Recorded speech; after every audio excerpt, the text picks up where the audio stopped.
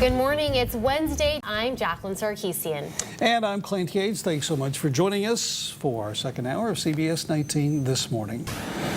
This morning, much of the central U.S. is dealing with a major blast of Arctic air. The dangerous storm is lingering over the northern plains with snow, ice, and blizzard conditions. The storm is hitting states from Minnesota to Colorado, where whiteout conditions in Boulder last night led to dozens of spinouts and accidents on icy roads. And in North Dakota, a blizzard has buried parts of the state with 1.5 feet of snow. Well, some cold weather's headed our way. Let's hope it's not. Let's hope it's no snow. And nothing like that, but it is going to be a big change. What, about 24, 36 hours, Ashley? Jacqueline and Clint, back to you. All right, thanks, Ashley. A travel-related case of the Zika virus has been confirmed in Smith County. This makes 6 cases of Zika reported here in East Texas. CBS 19's Greg Crosby is in the studio with the details. Greg.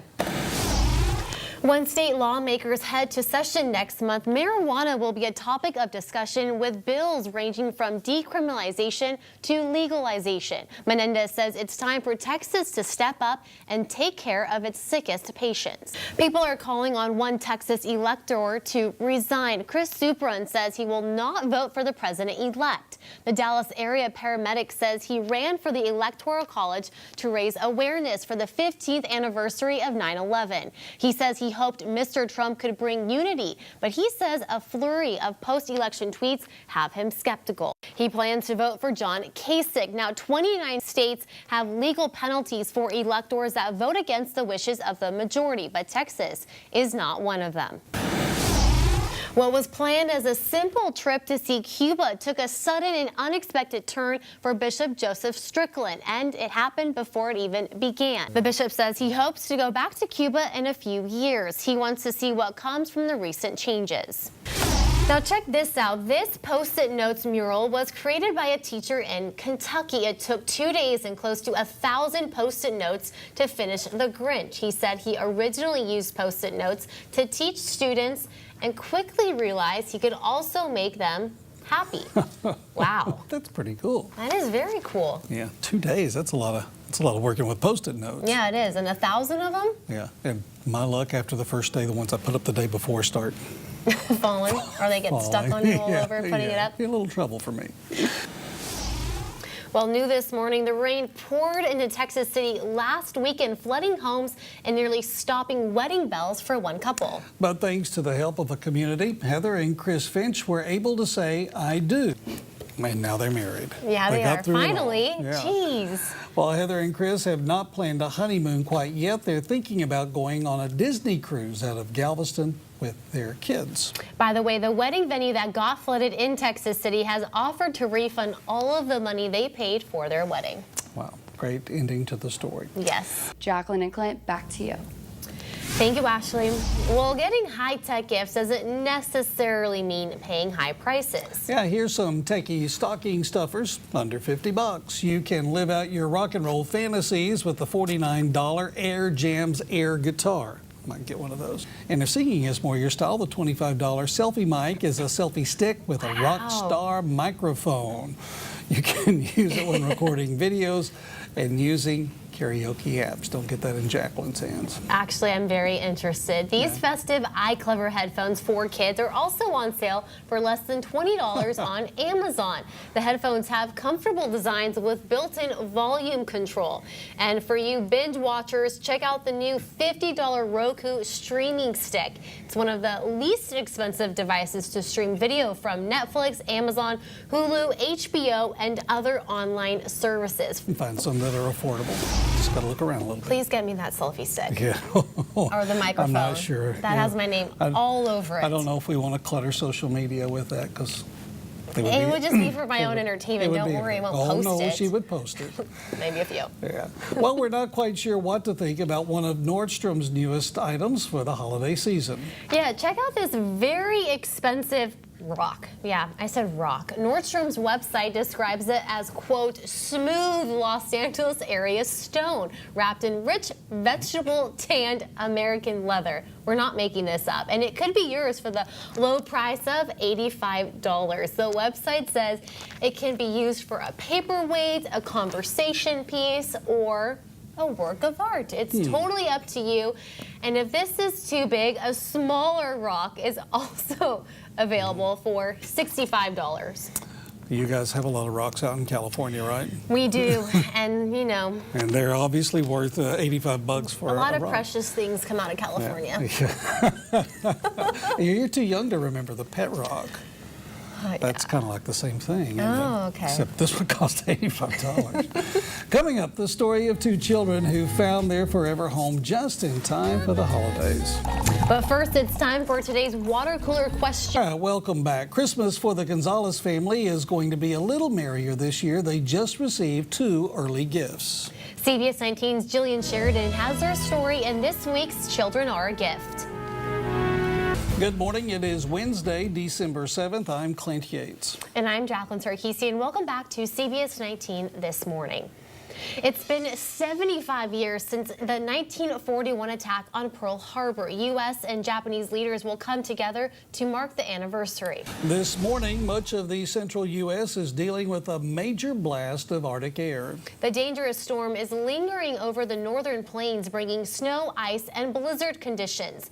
Dangerous whiteout conditions in Boulder, Colorado last night led to dozens of spinouts and accidents on icy roads. In North Dakota, a blizzard has buried parts of the state with 1.5 feet of snow since Monday night, shutting down major highways, schools, and government offices.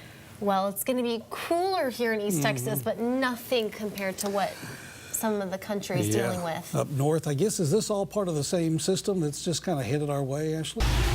Caught on camera, a man dressed up as a UPS driver forcing his way inside a Houston family's home, and he had help. When the homeowner opened the door, the suspects forced their way in and assaulted the man with a gun. 2 women and 2 small children were able to lock themselves in a closet while the man ransacked the house. A shot was fired, but no one was hurt. For the past 10 years, the city of Longview has been working on constructing a 10-mile trail for those of you who enjoy taking a bike ride or jog. You interested? I don't know if I would be there for that one, but it looks interesting, doesn't it? Yeah, it does. It was shot this summer, but it's trending this morning. A group of men were hunting in Australia, but one of their hunting dogs got in a big fight with a male kangaroo. Take a look at this video.